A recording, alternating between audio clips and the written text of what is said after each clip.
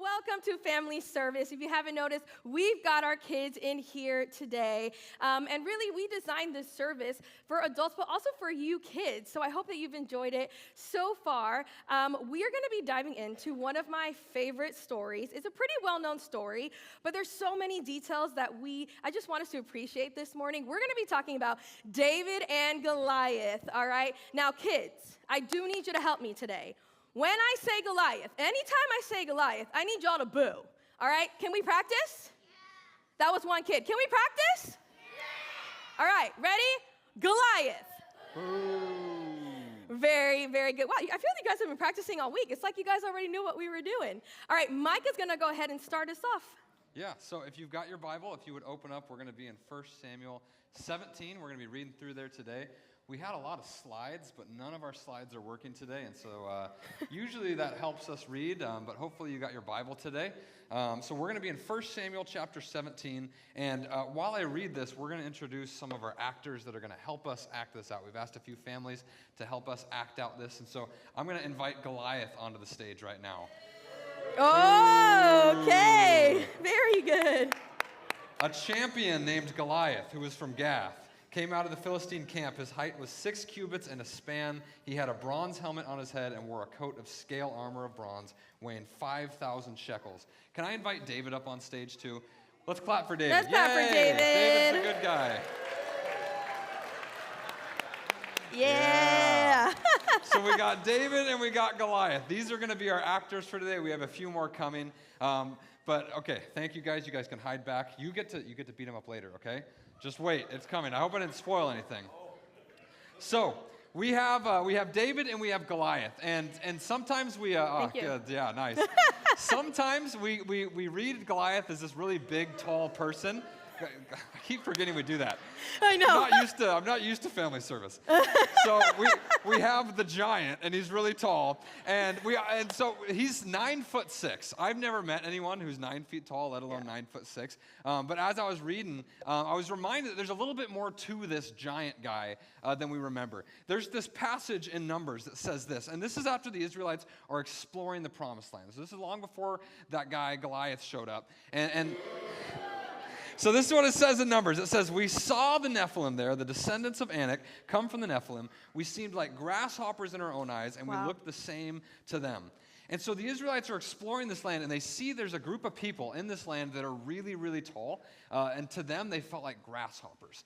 And so you read that passage, and there's this connection here between the people living in Canaan to the Nephilim. Has anyone ever heard that term before? Nephilim? So in Genesis chapter 6, it says this: "When human beings began to increase in number on earth, and daughters were born to them, the sons of God saw that humans were beautiful, and they married any one of them they chose. The Nephilim were on the earth in those days, and also afterwards, when the Son of God went to the daughters of humans and had children by them. They were heroes of old and men of renown." And so you have angels, and then you have humans, and they started hanging out, and then there were babies. And these babies are called the Nephilim, and they're these giants, like this half-angel, half-human race of giants. And over time, they begin to kind of disappear, but they show up again in the book of Joshua, and it says this: "There was none of the Anakim left in the land of the people of Israel. Only in Gaza, Gath, and Ashdod did some remain." Now remember where Goliath came from? You remember reading that? Boo, Goliath. Okay. Thanks, Chris. You're welcome. You remember where that guy came from? He came from Gath. And so there's only a few places where these giants are left in biblical history. And one of those places in the time of David is Gath. And so it's very likely that this guy was one of the descendants of the Nephilim. And so the reason this is important, I know that was kind of seems off topic, but the reason that that's important is because this is more than just a really tall guy. This is a giant. This is a 9'6", half angel, half human. What this represents is an impossible situation. Yeah. If you remember David and then his dad when they were standing up here, the height difference, if I asked you, hey, who's going to win in a fight between this little kid and this really tall person, I think we'd all put our money on the giant. Right? Like this represents more than just a height difference, though, because he's like a Nephilim. This represents an impossible situation. And the question that I want to bring into the text today, as we kind of discuss this story, is how do we bring God into these situations? How do we allow God to help us? Because we are all going to come into situations in our life where the odds are impossible. That's what David and Goliath represents, a situation that's impossible. There is no way that David can win this battle. There's no way he could take on this giant. And you and I have had situations, and kids, you're going to have situations where there is an issue, a roadblock, an obstacle in front of you, and it's going to be impossible. You're not going to be able to tackle the giant on your own. You're not going to have a solution to the issue in front of you. And so the question that we want to bring is, how do we allow God to help us? How can we ask God for help? And that's what we're going to see happen in this story. But how do we do that? How do we live that? When you think of the situations in your life where there's an impossible task, how do we allow God into that issue to help us find victory? All right, and I think this is where we can answer that really well. We're going to jump into David arriving to the battle scene. So I'm going to call up our David actor and his brothers, aka Adeline and Mia. So the brothers are going to walk to our battle scene. So pretend this is where the Israelites are camped out. Goliath is here. And then these are going to be David's brothers. Can we give it up for David's brothers? All right. Now, David is going to be doing a little DoorDash right now. So he's going to walk across the stage. He has his lunchbox ready for his brothers. David. Very good. All right, you guys can walk on back. Thank you guys for getting us into this story. All right, so let's go ahead and read what Jesse tells David. So in verse 17, Jesse said to his son David, "Get at least half a bushel of grain that has been cooked. Also, get 10 loaves of bread. Take all of it to your brothers. Hurry to their camp. Take along these 10 chunks of cheese to the commander of the military group and find out how your brothers are doing." This just seems like a simple moment. Like Jesse's like, hey, your brothers are probably hungry. They're fighting this war. Go feed them. Go take some Lunchables over to them. So David's like, okay, I'm just going to obey my dad and just walk and give him some food. What I think we can really miss in this part of the scripture is such a beautiful moment of ordinary obedience. David wasn't walking onto the scene like, oh, I'm going to be a hero today. My life is completely going to change today. He was just helping feed his brothers, and he wanted to get a status report of how they were doing and then go back to Jesse. And I think a lot of times we can find ourselves in these moments where, kids, I know you know this. I'm just doing another math test. Oh, I got to go and practice soccer again. Or maybe there's a new kid in school and you're like, I guess maybe I should talk to him. Or I'm really hungry, but my friend forgot their snack today. Maybe I got to give it. Adults, I know we know what this feels like being exhausted, but still having to love on your family. Or being faithful in a really, really tough, hard season. Or continuing to believe and trust in God when prayers are not being answered. We know what it's like to do the day in, day out mundane, what we call the ordinary obedience. But God uses the ordinary obedience in our lives to really structure these extraordinary moments that David is about to encounter. Because right when he gets to that battle scene, he hears Goliath. Oh, I got you guys real good. He hears the champion, this giant. He hears them saying all these things to the Israelites. And David's like, wait a minute. Why is nobody standing up to this guy? So let's see what David says when he arrives. In verse 24, he says, whenever Israel's army saw Goliath, all of them, okay, all of them ran away from him, all of them, including King Saul. That's because they were so afraid. Now let's jump to verse 26. David spoke to the men standing near him, and he asked them, what will be done for the man who kills this Philistine? Goliath is bringing shame. Oh yeah, I love this. Goliath, he's bringing shame on Israel. What will be done for the one who removes it? He dares the armies of the living God to fight him. Who does he think he is? In this moment, everybody was focused on the giant. Everyone's focused on this champion. Everybody was focused on how big this guy was. But you know what David saw? David saw a God who was bigger. All right? And I know that a lot of you guys think, oh, David, he's so cute and tiny and like a little shepherd boy. No, shepherds were tough. Raise your hand if you ever fought a bear. Wow. Oh, that's cool. What about a lion? And one saw the other side of it. Kingston, I believe you. All right? I don't think we're doing that a lot. Shepherds were tough. They lived outdoors with their sheep. They protected their sheep from predators. God was using all of that to help David enter into a moment where he was going to face one of the biggest giants, but he knew, hey, my God is bigger, and he walked in with that confidence. So, what is a shepherd to do versus a champion? That is exactly what King Saul was thinking. When David said, hey, I can take this guy, I can fight him, God is going to be with me, Saul looked at him and said, no way. But no one else in my army is willing to do this, so we're going to send you. And so Saul decides, let's read this. Saul decides to put his armor on. It says this, then Saul dressed David in his own tunic. He put a coat of armor on him and a bronze helmet on his head. David fastened his sword over his tunic and tried walking around because he wasn't used to them. So David, can you put on your armor and can you come out for us? We got David wearing Saul's armor here. All right, let's go. Looking good, David. David, do you like wearing Saul's armor? No, you don't like it? Okay. You can go take it off. That's fine. So David is asked to wear Saul's armor. So thank you, Matthew. Or David, sorry. Almost ruined it. So Saul is looking at David and saying, hey, this guy needs some help. And Goliath is what's called a champion. When we talk about... Boo. When we talk about champions today, usually we're like talking about pickleball or like soccer, like when you win a tournament, you become a champion. Back then, a champion was the greatest warrior in an army. And a champion was someone who you had at the front line. It was someone who you had as the linchpin of your army. Your champion was the best of the best. And oftentimes, you would send your champion to go fight on behalf of your army to fight someone else's champion. Yeah. Now, Israel clearly didn't have a champion at this time that was willing to fight Goliath. But when David says, I'll do it, Saul says, okay, you are going to be my champion then. And so he gives him the best armor the army has, and that's his own personal armor. But David puts this on, and he says, look, I'm just not a champion. This is not me.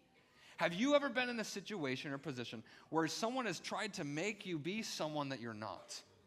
Have you ever been in a situation where the people around you are saying, hey, this is who you are, and they're just wrong? This is what David's dealing with. David is a shepherd, not a champion.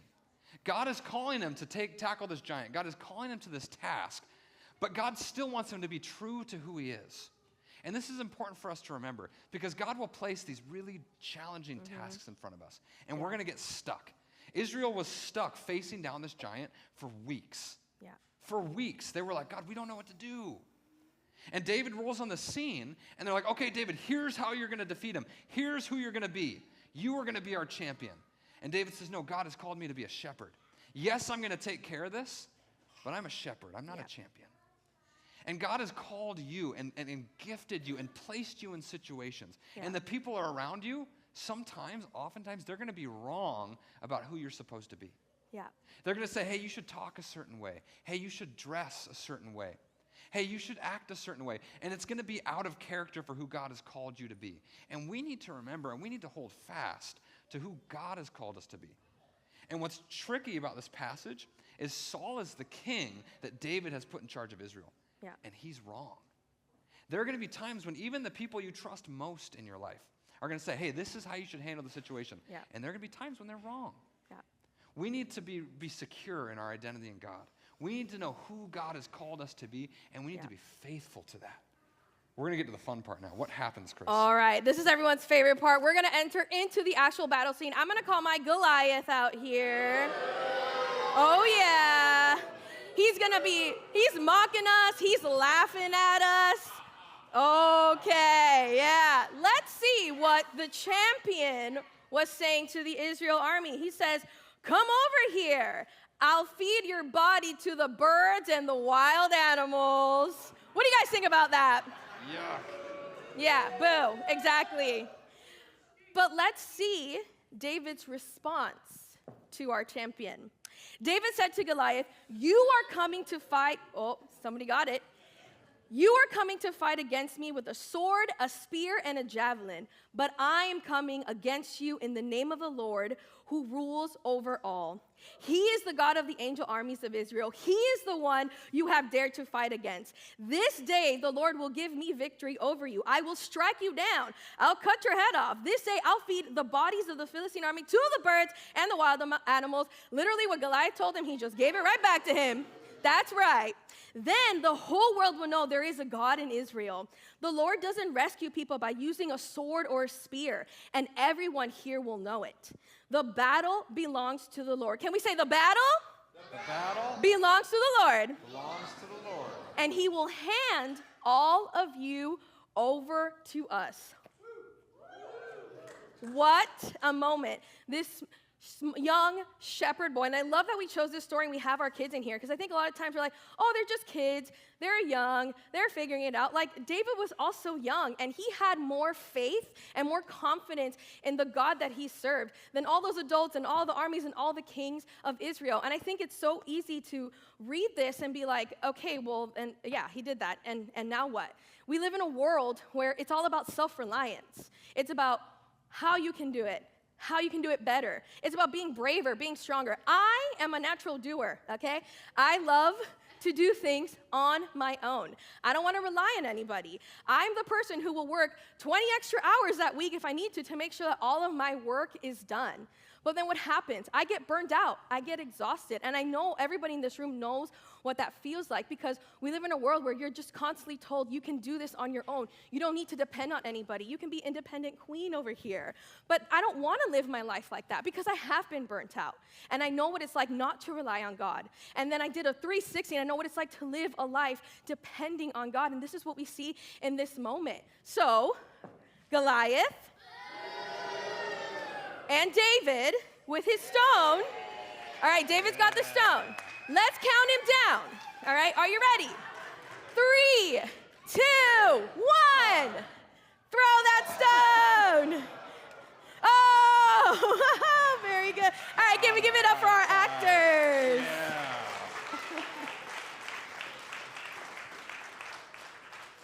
All right, very good. All right, kids, we're almost done here. Are we locked in? Where are my candy kids?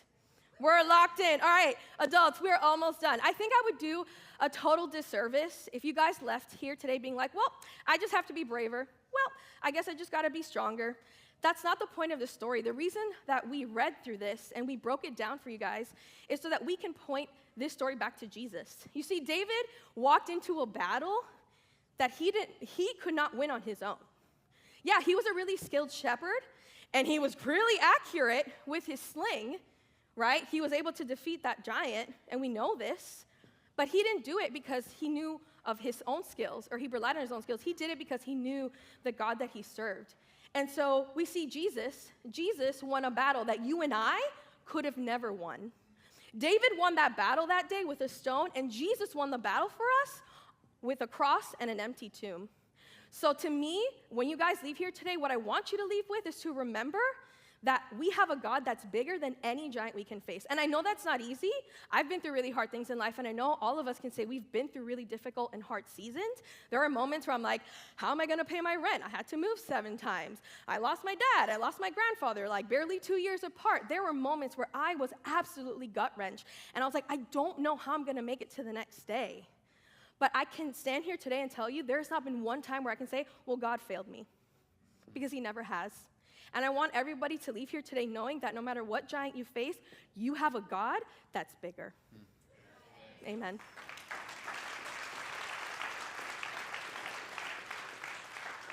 Chris, we skipped the biblically accurate ending of the David and Goliath story. Oh, oops. When I was a kid, we did this play in Friends Christian, and all of us kids were like actors, and my brother was one of like the Philistine warriors, so he was like standing in the back with a shield and a sword. He was just supposed to be an extra.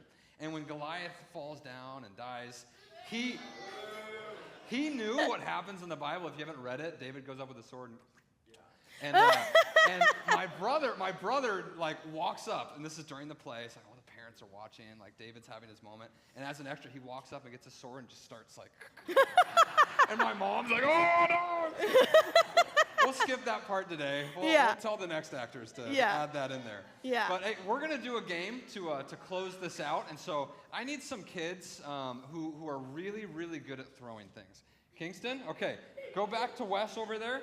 All right, okay? go to Wes. You go right ahead to Carlos over there. You too, yeah. We'll do a couple. Any kids who want to help throw? We need kids who are gonna throw. Go ahead, yeah. If you want to go back, just go back. Go ahead, yeah. So pick a side. We're gonna have 2 different teams, okay? We're gonna have this team. This is Team Wes, and we're gonna have this team. This is Team Carlos, okay? And so here's what we have to do. It is your job, kids in the back, to throw, and we're gonna start just one at a time. So Kingston, you're gonna be the first one over there, and then Malachi, you're gonna be the first one over there, okay? So here's what you have to do. The team that gets the most beach balls in the bucket up here wins. And so Kingston, where are you at? There you are. Okay. So Kingston, here's what you got to do. You need to throw one of those beach balls from back there, and you need to make it into this trash can, okay? Think you can do that? Yeah. All right, on the count of 3. Ready? 1, 2, 3, go. Oh, wow. Oh. That was pretty good. So you actually weren't even supposed to get close. That was too good. Yeah. Kind of messed up the game a little bit. That was very good. Okay. So, turns out you need help. We need God's help, or we need help in general, all right? So, team on this side, your parents in front of you, they're going to help you, okay? Here's the rules, parents and participants. You cannot catch the ball, but you can bop it, okay? You can hit it. And so these kids are going to start throwing their beach balls, and I need your help on each team. We're going to count the amount of balls that make it in the trash can. You have to keep your butt in the chair, but you need to help them by hitting the balls forward towards the trash can. Does that make sense? Dolph and Jimmy, can you guys actually sit up a little closer? You guys are going to alley-oop these, all right? Are we going to give them a timer? We will give you guys 30 seconds, okay? So on the count of 3, kids in the back, you're going to start throwing those beach balls. Everyone else, they need your help. You're going to bop them forward. Once the ball touches the ground, though, it's dead, and you cannot catch it, all right? No cheating. We're watching. All right, ready? 3, 2, 1, go.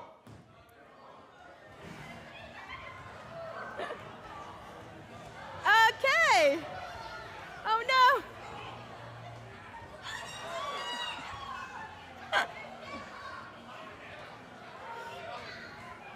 Oh, wow. Got 10 almost. seconds. 10 seconds. Oh, that's 1 for this team. Oh. 5, And 4, 3, 2, 1. Yeah. Okay. All right, let's Wes, count can them. we get a count? 1, 2, 3. How many do we have, Brielle? 5? Oh. All right, you guys win. So if you guys check under your seat, you each have $100 Amazon gift cards for winning. Good job. Oh, did we forget to put them? We'll give them back to you guys next week. Good job for winning. Okay, so we're now going to enter into a time of family communion. Yeah. And so Carlos is going to lead us through this.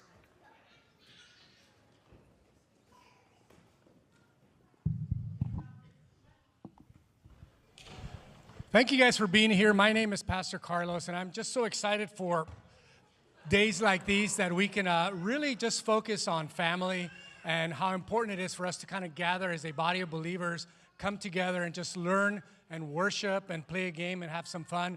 But it wouldn't be complete unless we walk out of this room a different people. And we get to do that because we get to participate in communion.